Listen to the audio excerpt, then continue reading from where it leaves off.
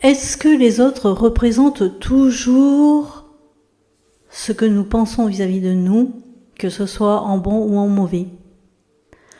Oh là, moi c'est Victoire, je suis passionnée par la psyché humaine, je suis mentor d'excellence en manifestation consciente et j'accompagne les leaders de l'accompagnement et notamment les personnes qui veulent comprendre leur énergie masculine. Le sujet de ce podcast, ça va être: est-ce que les autres sont toujours un reflet de nous-mêmes, c'est-à-dire est-ce que c'est le reflet de ce que l'on aime, c'est-à-dire une forme d'inspiration, ou est-ce que c'est ce que l'on n'aime pas chez nous et donc du coup une occasion de nous améliorer? De mon expérience, ça peut être en effet le cas, mais ça peut aussi être autre chose.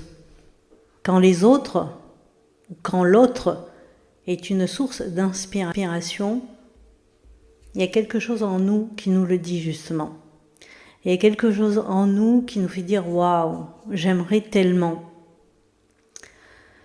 Donc du coup, cette personne, on va dire ce reflet, vient là pour nous donner une autorisation à être, une autorisation à incarner.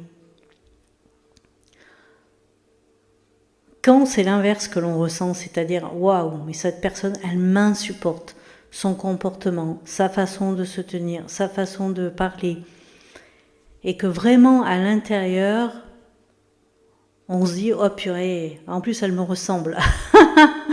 Eh bien voilà, ce miroir est justement là pour prendre conscience que c'est à soi de changer.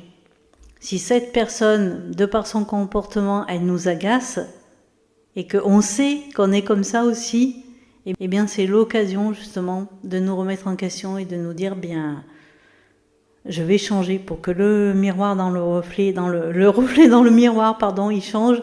C'est à moi de changer.